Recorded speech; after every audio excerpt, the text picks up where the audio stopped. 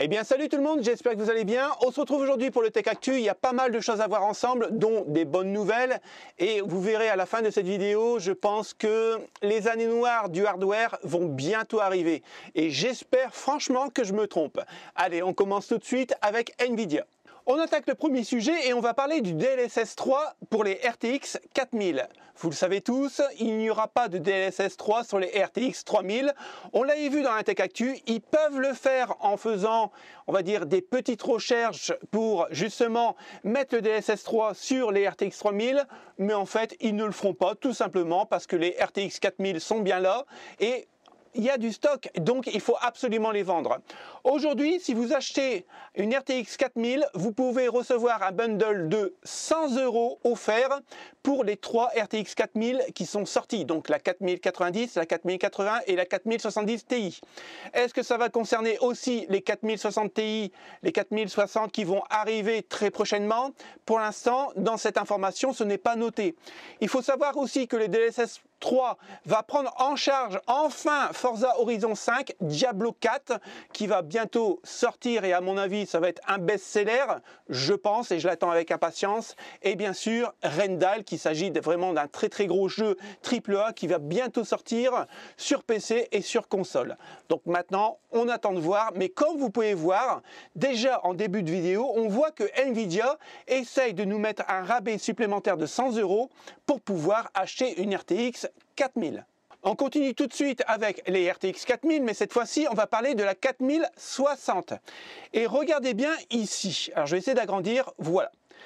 On voit bien sur l'image qu'on reprend en fait les bases d'une Founder Edition, même des RTX 3000, pour l'estampiller en RTX 4060. Dans cet article, on va voir que c'est juste des tests en interne. Bon, les photos ont fuité, mais comme on le sait chez Nvidia, il n'y a pas de fumée sans feu. Et généralement, ils sont assez forts pour divulguer des informations en disant « Ah non, ça vient pas de chez nous la fuite, ça vient plutôt de Twitter ou des trucs comme ça. » Mais pour définir, c'est bien eux qui font fuiter en fait les photos. Aujourd'hui, on ne sait pas si la carte c'est une RTX 4060 ou alors une RTX 4060 Ti. Tout ce qu'on peut savoir dans cet article, c'est que la 4060 Ti ou la 4060 aura 2 emplacements PCI au lieu de 3 pour une 4080 et une 4090. Maintenant, la 4060 Ti va faire en TGP, on est à 160 watts. Par contre, la 4060, comme elle sera un peu moins véloce, elle va tourner à 115 watts. Comme vous pouvez voir au niveau du tableau, on ne sait pas grand-chose encore pour les sorties. Tout ce qu'on sait, c'est que le PCI Gen 4 sera toujours d'actualité, mais cette fois-ci sera en x8 au lieu de x16 pour les 4070 et 4070 Ti. Donc la 4060 Ti 4060, ça sera du x8. Maintenant, pour le TGP, on vient juste d'en parler. Et après, quand vous regardez bien, il n'y a pas grand-chose qui change. Bon, bien sûr, les coups d'accord, mais ça, il fallait vraiment s'attendre. Par contre, on a un AD107 400 pour la 4060 et l'AD106 350 pour la 4060 Ti. Donc là, ça peut changer peut-être. Est-ce qu'il y aura vraiment une très grosse performance en plus entre la 4060 et la 4060 Ti? Ça va se compter en dizaines de FPS, je pense, mais il ne faudra pas s'attendre vraiment à un truc extraordinaire, je ne pense pas. Maintenant, au niveau des prix, c'est toujours la même chose, on n'en sait pas plus, et à mon avis, je pense qu'on va avoir une belle surprise à la hausse, parce que quand on ne divulgue pas comme ça les prix, et que les prix vont arriver une semaine, on va dire, avant la sortie de ces cartes, généralement, c'est de mauvais augure. Donc, pour l'instant, on ne va pas spéculer sur l'argent, mais à mon avis, vu comment le hardware évolue actuellement, je crois que Nvidia ne va pas nous faire de cadeaux. Et pour le coup, chez AMD, on va parler d'argent. Vous le savez tous, hein, les Ryzen 7000 ne se vendent pas, ou alors très peu. Et c'est pour ça qu'AMD, en fait, va nous faire des bundles avec des X670E, donc extrêmes. Donc vous aurez la carte mère, le processeur plus la DDR5 à un prix vraiment défiant toute concurrence. Puisque pour un Ryzen, regardez bien, pour un Ryzen 7 7700X avec une X770E donc extrême de chez ASRock, avec la G-Skill, attention, 32 Go en DDR5 en 6000, on est à moins de 500 €, à 1 centime près, on va dire. Ok, en fait, il y a une perte, en gros, de 232 $. C'est juste énorme, les amis. Pourquoi ils font ça? Ben, en fait, c'est très simple et on va le voir, pas à la prochaine info, mais juste après. La prochaine info, c'est que c'est celle-ci. On revient un peu, mais là, c'est sur les sites français. Et regardez ici, ils perdent 200 € sur chaque kit. C'est juste énorme. C'est pour vous dire à quel point le marché du hardware, que ce soit carte mère, processeur, carte graphique, est en train de chuter. Et c'est tout à fait logique. Vu qu'aujourd'hui, encore une fois, on n'arrive pas à remplir son caddie, ou alors quand on le remplit, ça coûte 20% plus cher, ben les gens n'ont plus les moyens de s'offrir, on va dire, leur plaisir. Donc le hardware en train de chuter et les marques commencent juste à le comprendre. Donc ça peut être vraiment une bonne alternative pour nous en tant que gamer, parce que quand même 200 € ça se prend sur un bundle complet.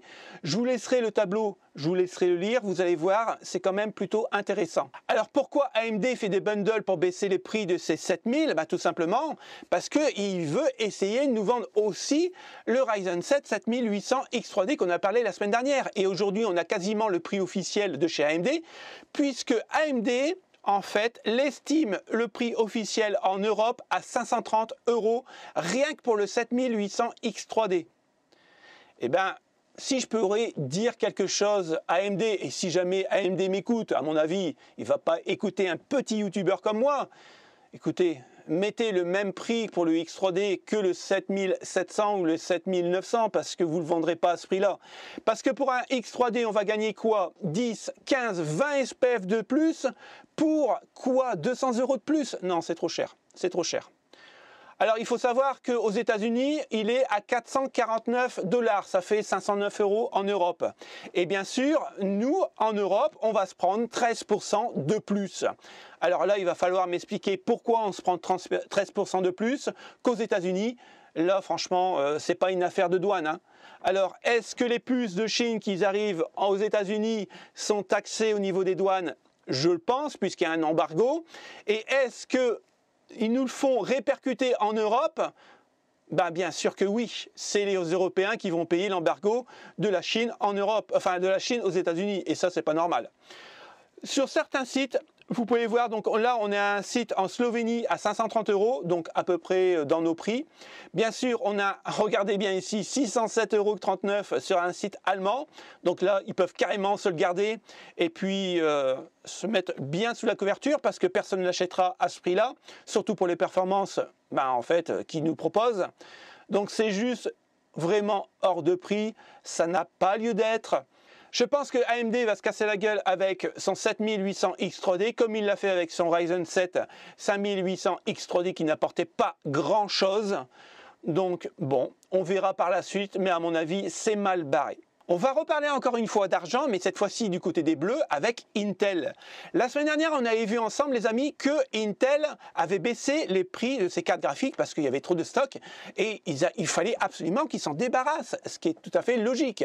Le stock, quand vous stockez quelque chose dans une entreprise, même si c'est inerte, ça vous coûte cher. Bah oui, ça prend de la place dans un magasin, donc ça vous coûte cher. Aujourd'hui, Intel dit à ses indépendants pour vendre ses cartes graphiques, bah écoutez, baissez les prix. Mais c'est même plus Intel qui domine le marché. C'est les indépendants eux-mêmes qui disent, on casse les prix. On casse les prix. On avait vu que la semaine dernière, la 750 de chez Arc avait baissé les prix.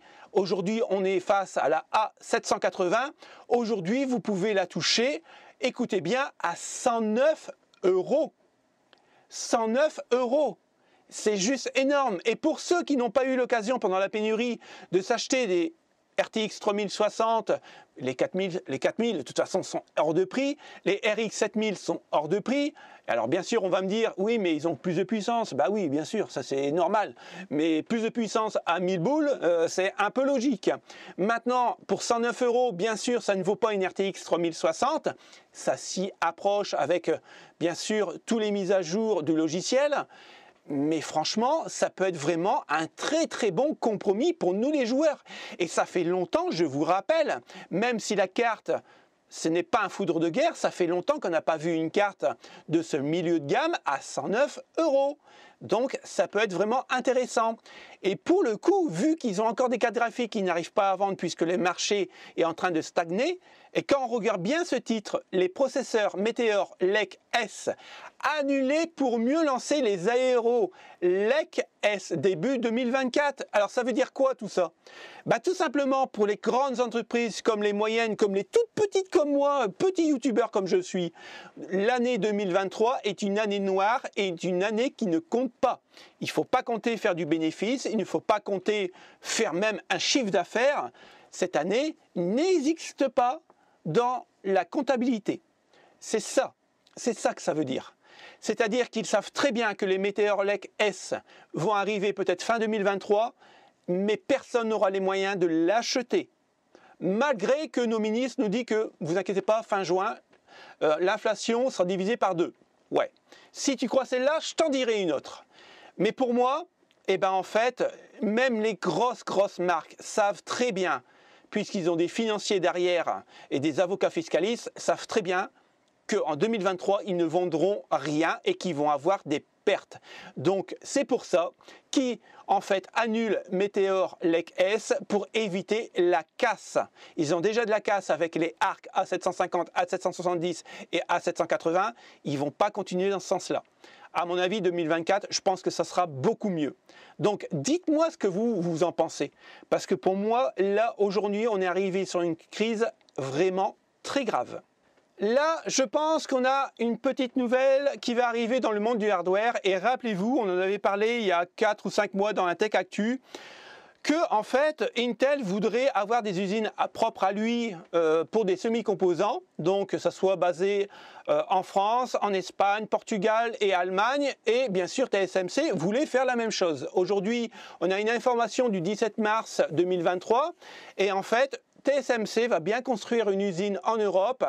Alors, ça sera l'Allemagne, et pourquoi pas la France?